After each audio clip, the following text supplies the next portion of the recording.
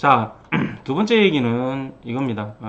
그저께 질문이 와서, 저한테 질문이 와서 이 질문을 대답해 주는 과정상에서 이런저런 이야기가 있었는데요. 제 블로그 들어가셔가지고 계약금 관련이라고, 요 밑에 이제 요게 계약금 관련이라고 이렇게 쳐서 가시면 요 두 개 나옵니다. 나오기 때문에 보시면 됩니다. 제목을 이제 구두 계약은 계약이 아니라고 라고 했습니다. 이제 질문이 나왔던 게 뭐냐면 이거죠. 가격, 질문자는 그거였어요. 매도였어요. 매도였는데, 재개발 구역에 2억짜리 물건이었는데, 이제 팔기로 하고, 가격금 500억을 받았답니다. 그래서, 근데 이제 생각을 해보니까, 가격이 더 올라갈 것 같아. 그래서, 팔고 싶은 생각이 갑자기 없어져서, 500만원을 돌려주겠다. 그래서 계약을 못하겠다. 이렇게 이야기를 했대요. 그랬더니만, 저 매수 측에서 장난치냐. 웃기는 소리 하지 마라. 돈 꽃배기 내놔라. 하니까, 이제 매도 입장에서는 그래, 뭐, 꽃배기 줄게. 뭐, 내가 내 잘못이니까 꽃배기 줄게. 이렇게 된 거예요. 근데 꽃배기를 주는 거는 근데 문제가 아닌데, 문제는 500만원, 가격금 받은 500만원에 대한 꽃배기를 줘야 되는 것이냐. 아니면, 500만원에 대한 꽃배기, 그래서 합해서 1000만원을 주려고 하니까 또 매수가 장난치냐, 웃기는 소리 하지 마라. 500만원이 아니고 2억 원에 대한 10%, 그러니까 계약금이 2천만원이기 때문에 그 2천만원에 대한 꽃배기 4천만원을 내어놔라 라고 이렇게 이야기를 했다고 해요. 그래서 저한테 전화가 와서 교수님 이렇게 이야기하는데 이게 무슨 소리입니까? 맞는 이야기입니까? 라고 이제 물어봐요. 그래서 제가 판례는 있다. 그런 판례는 있다. 그런데 이제 상황을 이제 좀 봐야 되는데 어떻게 됐냐라고 이제 물어봤어요. 자, 이거는 좀 이따 이야기하고 상황은 어떤 것인지는 조금 이따 이야기하고 일단 판례에 대해서 한번 보도록 하겠습니다. 자, 판례 내용은 읽어보시면 알고요. 요지만 말씀드리겠습니다. 자, 계약의 성립을 위한 판시사항입니다. 대법원 2061-24 선고 2005-39594 판결입니다. 소유권 이전 등기인데 가계약금 관련해서 이야기라서 제가 가계약금 관련이다 라고 이제 뒤에 사족을 붙여놨습니다. 판시사항입니다. 자, 계약의 성립을 위한 당사자 사이의 의사의 합치의 정도, 그 다음에 부동산 매매에 관한 가계약서 작성 당시 매매 목적물과 매매 대금 등이 특정되고 중도금 지급 방법에 관한 합의가 있었다면 그 가계약서에 잔금 지급 시기가 기재되지 않았고 후에 정식 계약서가 작성되지 않았다 하더라도 매매 계약은 성립하였다고 본 사례다. 자, 결국은 그거죠. 이 판례는 이겁니다. 중도금에 관한 합의가 없고 또 잔금 지급 시기가 없다 손 치더라도 부동산 매매에 대해서 매매 목적물 그리고 매매 대금 등이 정확하게 기재되어 있고 그걸 확인할 수 있다라면 계약은 정식적으로 된 것으로 본다. 그렇게 되면 4천만원 고백해 줘야 되는 거죠. 즉 그런데 매매 목적물과 매매 대금 등이 특정이 되었다라는 것이 여기에 키포인트입니다. 자, 이게 왜 이렇게 되냐면 또 한 가지 더 볼게요. 자, 대법원 2015-423 선고 2013-231378 판결 가계약금 관련. 자, 판시사항이 매도인이 계약금 일부만 지급된 경우 지급받은 금원의 배액을 상환하고 매매 계약을 해제할 수 있다고 주장한 사안에서 매도인이 계약금의 일부로서 지급받은 금원의 배액을 상환하는 것으로는 매매 계약을 해제할 수 없다고 한 사례다. 즉 뭐냐, 조금 전에 이야기했던 500만원 가계약금 받았는데 그 500만원에 대한 꽃배기 1000만원만 줘서는 해결이 안 된다. 4천만원 줘야 된다, 이 얘기입니다.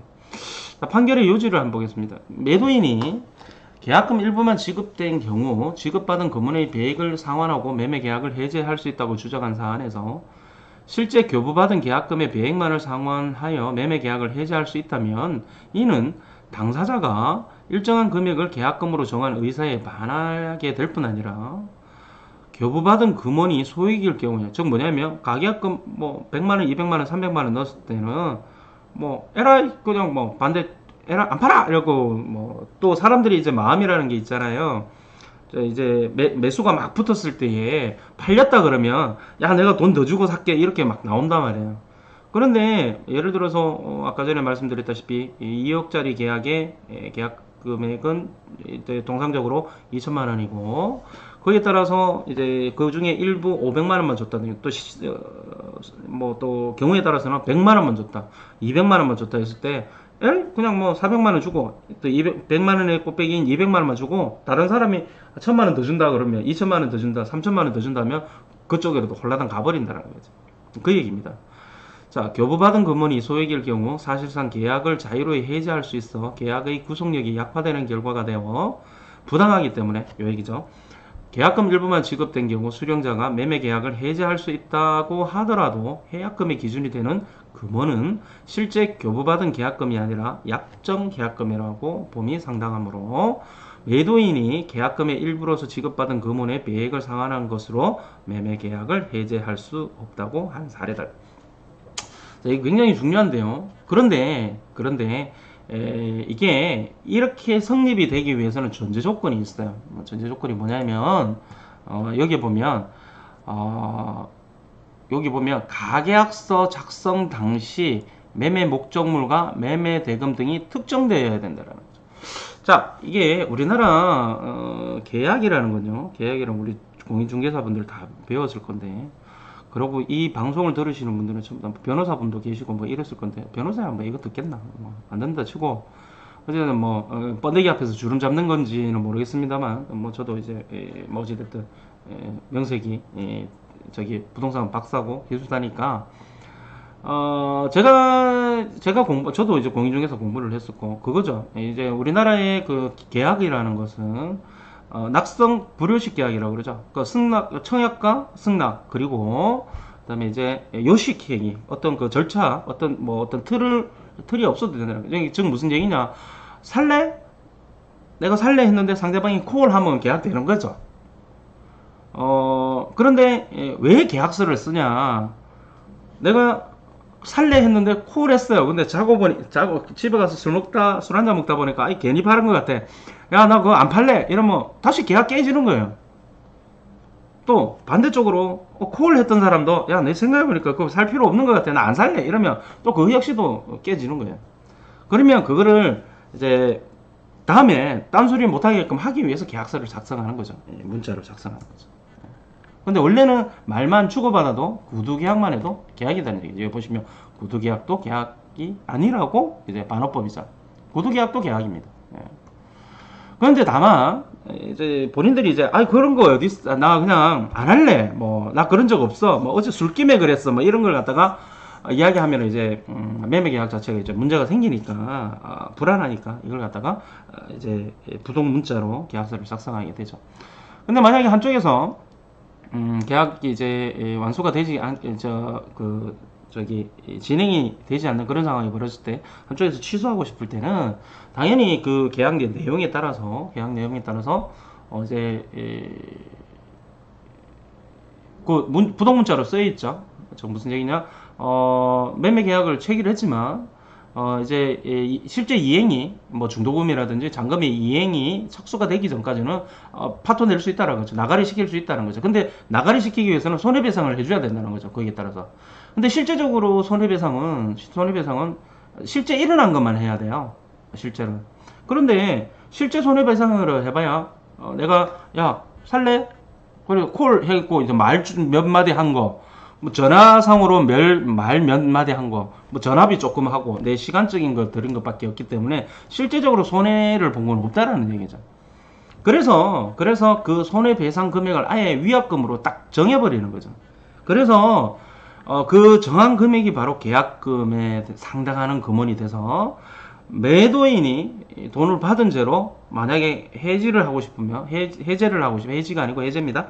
해제를 하고 싶으면 자기가 받은 금원에 대해서 꽃배기를 줘야지 해제를 할 수 있고, 또 매수를 하기로 돈을 줬던 사람, 계약금을 줬던 사람은 안 산다고 한다라면, 변심으로 인해서 안 산다고 한다면 거기에 대해서 자기가 계약금을 포기하고 이제 계약을 해지할 수 있는 거죠. 이것은 결과적으로 이제 위약금 규정입니다. 사실 실제적으로는 해약금 규정이 아닙니다. 그거에 대해서도 이야기가 있는데 뭐 그 얘기까지는 할 필요가 없고. 자, 결국은 무슨 얘기냐? 이거죠.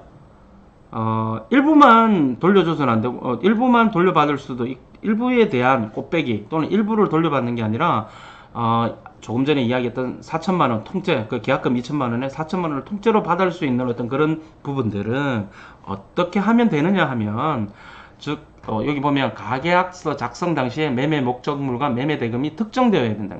보통 이런 경우가 어떤 경우가 있냐면, 부동산에서 똑똑하게 일을 처리하시는 분들이 이렇게 처리를 해요.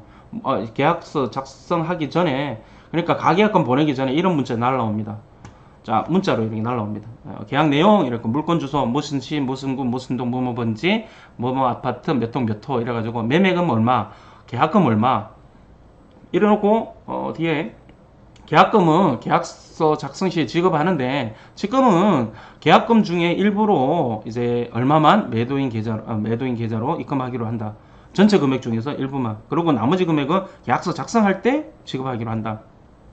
그리고 잔금일은 계약서 작성 시에 협의를 하고, 또 혹시나 잔금일이 미리 이야기가 다 된다면 쓸 수 있겠죠. 그래서 기타 계약 조건을 보게 되면 기본 및 현 시설의 상태로 계약하기로 한다. 그리고 기타 상세한 내용은 계약서 작성 시에 협의하기로 한다. 그래서 위 계약 내용에 동의하시면 계약 내용에 동의한다라는 문자로 보내주고, 그러면 매도인 계좌를 보내주겠다. 이렇게 해서 뭐뭐 공인중개사무소 무슨 소장 이렇게 매수한테 보내면 매수도 콜 하면 계좌번호를 보내주겠죠. 근데 이거는 매도한테도 마찬가지야. 매도한테도 이렇게 작성을 시키고, 이런 내용으로 이제 당신이 동의를 해라. 동의를 하고 그 계좌번호 보내다오. 그래서 동의를 합니다 하고 계좌번호 보내주고, 매수도 동의를 합니다 하고 계좌번호 받고 돈을 일부 던졌다면 이거는 빼박이다는 얘기죠. 빼도 박지 못하고 무조건 조금 전에 얘기했던 4천만원 물어주는.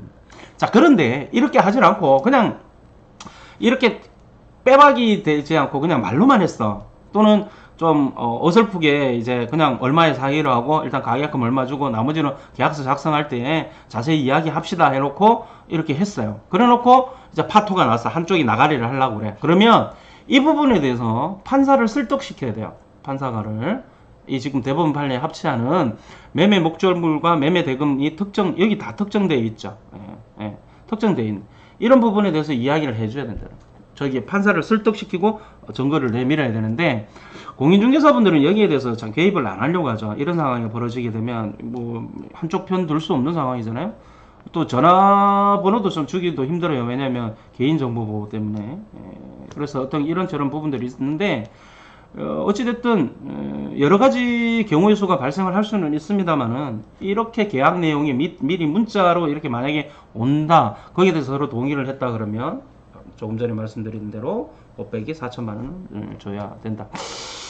근데 이제 저한테 이제 문의를 한 사람은 이 상황은 아니에요. 이 상황은 아니라서 제가 뭐라고 그랬냐면, 그러면 매도 입장에서는 방법이 있냐, 버텨갖고 판사가 주라 그러는 만큼 주겠다 하고 버티고 그냥 이제 그쪽 보고 소송 걸어라 해라, 그렇게 이야기를 했습니다. 실제적으로 그게 또 맞고요. 그 판결을 어떻게 받을지 모르겠지만, 그래서 가장 좋은 거는 뭐 서로 간에 합의했으면 좋겠지만, 합의가 안 됐을 때는 요즘 또 얼마나 이런 상황들이 많이 있습니까? 계약하기로 해놓고 계약 안 하는 것도 사실은 뭐 그렇게 옳은 일도 아니고, 뭐 그렇다고 해서 지금 원래 계약금에 꽃배기 다 내놓으라고 막 이렇게 하는 것도 이 정도면 보통 내기는 아니죠. 자, 이 정도로 이야기를 하면 여러분들께서도 이제 뭐 다음에 실수는 안 하실 걸로 생각이 될 것 같고, 돈 보낼 때 이런 문자 해서 안 되면 해달라고 공인중개사분께 소장님한테 이야기해도 될 것 같습니다. 참 살벌하다, 그죠? 살벌합니다.